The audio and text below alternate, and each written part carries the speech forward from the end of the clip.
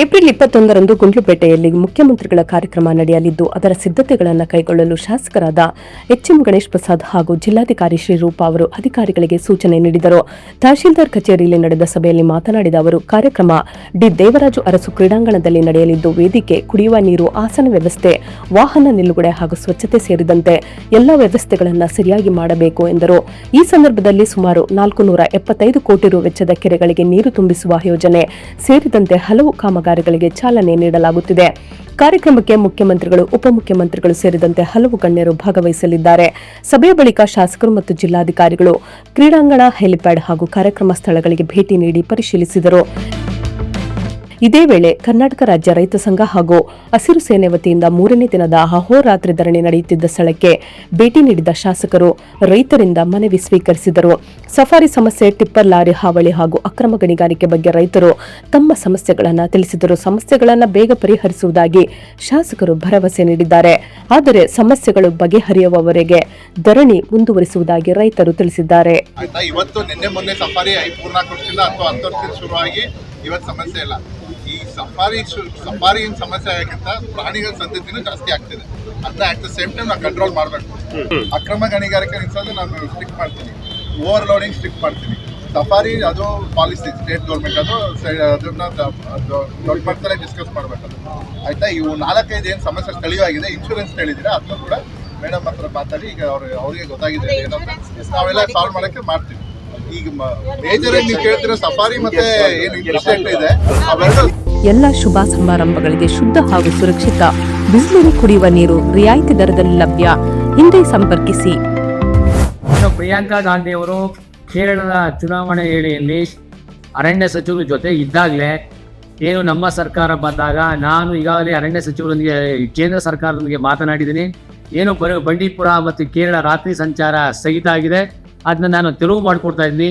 ನಮ್ಮ ಸರ್ಕಾರನ ಗೆಲ್ಲಿಸಿ ಈ ತರ ಒಂದು ಕೇರಳ ರಾಜ್ಯದಲ್ಲಿ ನಡೆದ ಚುನಾವಣಾ ಪ್ರಚಾರದ ವೇಳೆ ಕಾಂಗ್ರೆಸ್ ನಾಯಕಿ ಹಾಗೂ ವಯನಾಡ್ ಸಂಸದೆ ಪ್ರಿಯಾಂಕಾ ಗಾಂಧಿ ವಾದ್ರಾ ಬಂಡೀಪುರ ಹುಲಿ ಅಭಯಾರಣ್ಯ ಪ್ರದೇಶದಲ್ಲಿ ರಾಷ್ಟ್ರೀಯ ಹೆದ್ದಾರಿ 766ರಲ್ಲಿ ಇರುವ ರಾತ್ರಿ ಸಂಚಾರ ನಿಷೇಧವನ್ನು ತೆರವುಗೊಳಿಸುವ ಬಗ್ಗೆ ನೀಡಿದ್ದ ಭರವಸೆ ಇದೀಗ ವಿವಾದಕ್ಕೆ ಕಾರಣವಾಗಿದೆ. ಈ ಹೇಳಿಕೆಗೆ ಕರ್ನಾಟಕದಲ್ಲಿ ಪರಿಸರ ಪ್ರೇಮಿಗಳು, ರೈತರು ಹಾಗೂ ವಿವಿಧ ಸಂಘಟನೆಗಳು ತೀವ್ರ ವಿರೋಧ ವ್ಯಕ್ತಪಡಿಸುತ್ತಿವೆ. ರೈತ ಮುಖಂಡ ಹೊನ್ನೂರು ಪ್ರಕಾಶ್ ಇದಕ್ಕೆ ಪ್ರತಿಕ್ರಿಯಿಸಿ, ಬಂಡೀಪುರದಲ್ಲಿ ರಾತ್ರಿ ಸಂಚಾರ ಆರಂಭವಾದರೆ ವನ್ಯಜೀವಿಗಳಿಗೆ ಅಪಾಯ ಉಂಟಾಗುತ್ತದೆ ಎಂದು ಹೇಳಿದ್ದಾರೆ. ಈ ನಿರ್ಧಾರ ಕೈಗೊಂಡರೆ ಕರ್ನಾಟಕ ರಾಜ್ಯ ರೈತ ಸಂಘ ಹಾಗೂ ಹಸಿರು ಸೇನೆ ನೇತೃತ್ವದಲ್ಲಿ ಉಗ್ರ ಹೋರಾಟ ನಡೆಸುವುದಾಗಿ ಎಚ್ಚರಿಕೆ ನೀಡಿದ್ದಾರೆ.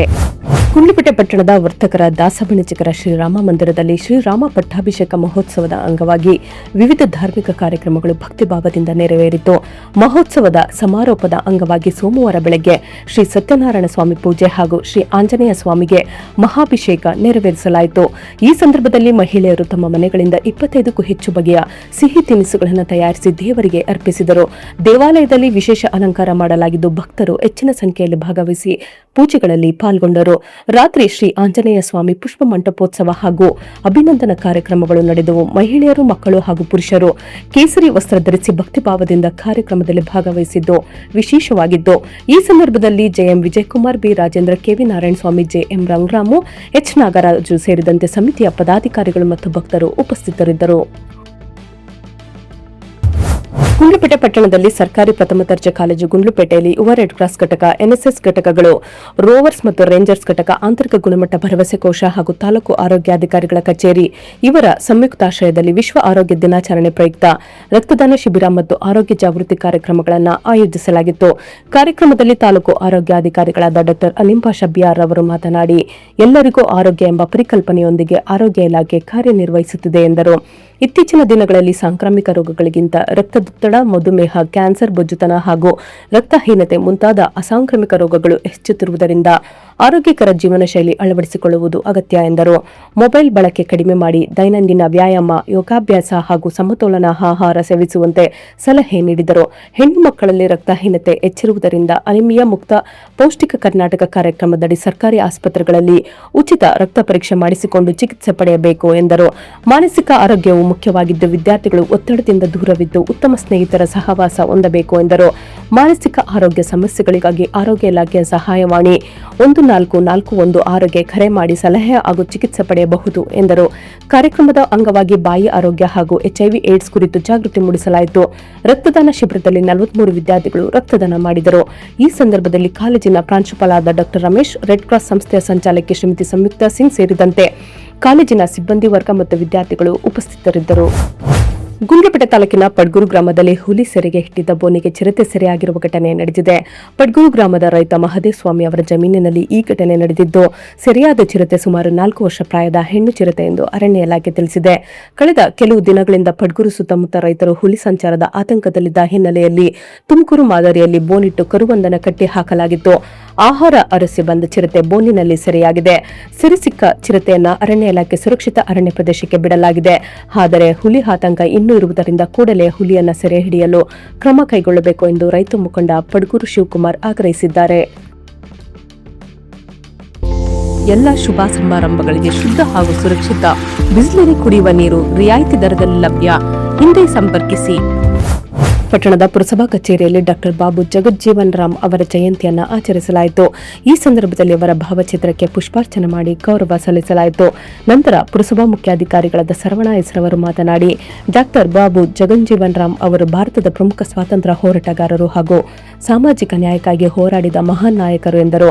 ಸ್ವಾತಂತ್ರ್ಯ ಹೋರಾಟದಲ್ಲಿ ಸಕ್ರಿಯವಾಗಿ ಭಾಗವಹಿಸಿದ್ದ ಅವರು ಸ್ವಾತಂತ್ರ್ಯ ನಂತರ ರಕ್ಷಣಾ ಸಚಿವ, ಕೃಷಿ ಸಚಿವ ಸೇರಿದಂತೆ ಹಲವು ಪ್ರಮುಖ ಹುದ್ದೆಗಳಲ್ಲಿ ಸೇವೆ ಸಲ್ಲಿಸಿದ್ದು ದೇಶದ ಅಭಿವೃದ್ಧಿಗೆ ಮಹತ್ವದ ಪಾತ್ರ ವಹಿಸಿದ್ದಾರೆ ಎಂದರು.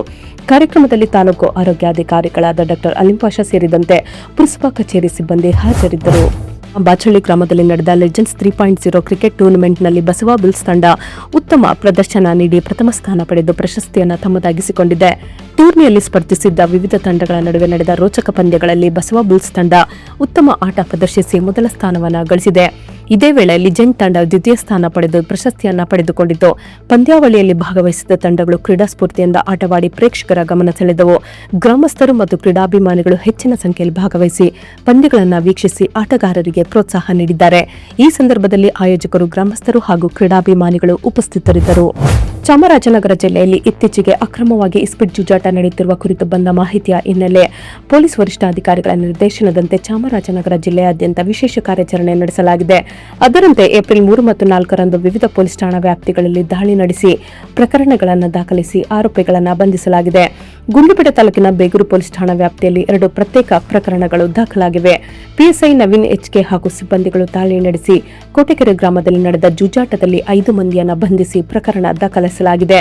ಅದರಿಂದ 4,260 ನಗದು ಹಣವನ್ನು ವಶಪಡಿಸಿಕೊಳ್ಳಲಾಗಿದೆ.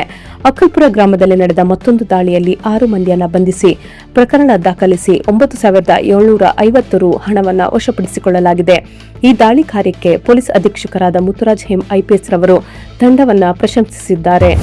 ಗುಂಡ್ಲುಪೇಟೆ ತಾಲೂಕಿನ ವಿವಿಧ ಜ್ವಲಂತ ಸಮಸ್ಯೆಗಳ ಪರಿಹಾರಕ್ಕಾಗಿ ಕರ್ನಾಟಕ ರಾಜ್ಯ ರೈತ ಸಂಘ ಹಾಗೂ ಹಸಿರು ಸೇನೆ ವತಿಯಿಂದ ತಾಲೂಕು ಕಚೇರಿ ಮುಂದೆ ಅನಿರ್ದಿಷ್ಟ ಅವಧಿಯ ಧರಣಿ ಸತ್ಯಾಗ್ರಹ ಮುಂದುವರಿಯುತ್ತಿದೆ. ಸಾಮೂಹಿಕ ನಾಯಕತ್ವದಲ್ಲಿ ನಡೆಯುತ್ತಿರುವ ಈ ಚಳುವಳಿಗೆ ರೈತ ಮುಖಂಡ ಹೊನ್ನೂರು ಪ್ರಕಾಶ್ ನೇತೃತ್ವ ವಹಿಸಲಿದ್ದಾರೆ.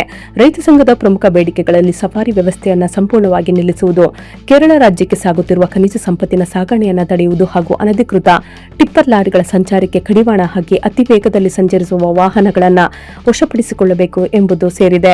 ಧರಣಿ ಸ್ಥಳಕ್ಕೆ ಭೇಟಿ ನೀಡಿದ ತಾಲೂಕು ಮುಖ್ಯ ಕಾರ್ಯನಿರ್ವಾಹಕರು 1 ವಾರದೊಳಗೆ ಸಮಸ್ಯೆಗಳನ್ನು ಬಗೆಹರಿಸುವುದಾಗಿ ಭರವಸೆ ನೀಡಿದ್ದಾರೆ. ಆದರೆ ಸಫಾರಿ ಹಾಗೂ ಖನಿಜ ಸಂಪತ್ತಿನ ವಿಚಾರವಾಗಿ ಸ್ಥಳೀಯ ಶಾಸಕರು, ಅರಣ್ಯ ಸಚಿವರು ಹಾಗೂ ಸಂಬಂಧಿತ ಅಧಿಕಾರಿಗಳು ಸ್ಥಳಕ್ಕೆ ಬರುವವರೆಗೆ ಚಳುವಳಿಯನ್ನು ಮುಂದುವರಿಸುವುದಾಗಿ ರೈತ ಮುಖಂಡರು ತಿಳಿಸಿದ್ದಾರೆ.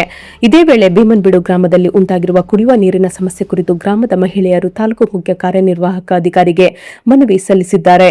ಈ ಸಂದರ್ಭದಲ್ಲಿ ಗುಂಡ್ಲುಪೇಟೆ ಪೊಲೀಸ್ ಇಲಾಖೆ ಚಳುವಳಿ ಕುರಿತು ಮಾಹಿತಿ ನೀಡಿದ್ದು, ಪೊಲೀಸ್ ಇನ್ಸ್ಪೆಕ್ಟರ್ ಜಯಕುಮಾರ್ ಅವರನ್ನ ರೈತ ಮುಖಂಡ ಹೊನ್ನೂರು ಪ್ರಕಾಶ್ ತರಾಟೆಗೆ ತೆಗೆದುಕೊಂಡು ರೈತರಿಗೆ ಗೌರವ ನೀಡಿ ಸಾರ್ವಜನಿಕರಿಗೆ ನ್ಯಾಯಯುತವಾಗಿ ಕರ್ತವ್ಯ ನಿರ್ವಹಿಸುವಂತೆ ತಿಳಿಸಿದರು. ಸೊ ಫ್ರೆಂಡ್ಸ್, ಇದಾಗಿತ್ತು ಇವತ್ತಿನ ನ್ಯೂಸ್. ನಿಮಗೆ ಈ ಹೊಸ ಪ್ರಯತ್ನ ಇಷ್ಟವಾದಲ್ಲಿ ಕೂಡಲೇ ನಮ್ಮ ಚಾನೆಲ್ ಅನ್ನು ಲೈಕ್ ಮಾಡಿ, ಶೇರ್ ಮಾಡಿ, ಸಬ್ಸ್ಕ್ರೈಬ್ ಮಾಡಿ.